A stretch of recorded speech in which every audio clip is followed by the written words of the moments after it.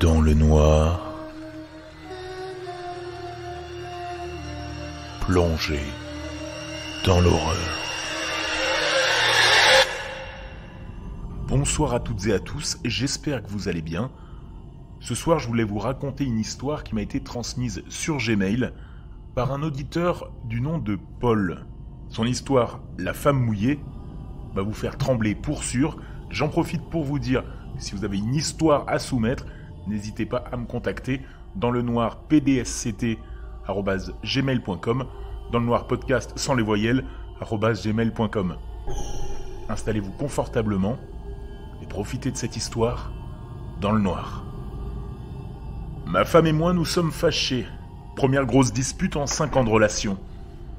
Nous ne nous sommes pas adressé la parole de la soirée.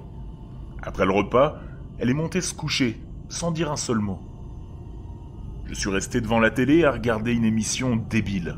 À la fin de celle-ci, comme tous les soirs, je ferme la porte à clé, me brosse les dents et monte me coucher. Je vois qu'elle dort déjà. Alors, pour ne pas la réveiller, je me couche sans allumer la lampe de chevet. Une odeur nauséabonde s'empare de mes narines. Une odeur de marée. Je me dis que c'est sûrement le vent qui nous amène l'odeur du lac qu'on a à côté de la maison. Mais je suis tellement bien installé que je n'ai pas le courage d'aller fermer la fenêtre. Je commence lentement à m'endormir quand elle place ses pieds sur mes jambes. Habitude qu'elle a depuis notre première nuit ensemble. Mesquinement, je me dis que dans son sommeil, ses habitudes ont pris le dessus et qu'elle ne se rappelle plus de notre dispute. Mais ses pieds sont incroyablement froids et légèrement humides. J'éloigne donc mes jambes, un peu écœurées. Elle se rapproche de plus belle.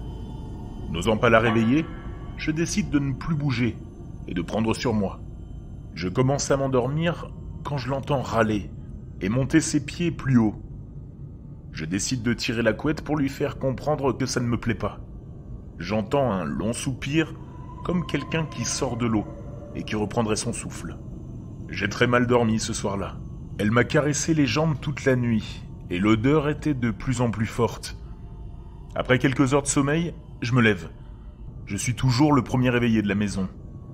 Je m'aperçois qu'il n'y a personne à côté de moi et que mes jambes sont couvertes de petites plaies, comme si j'avais marché dans des ronces.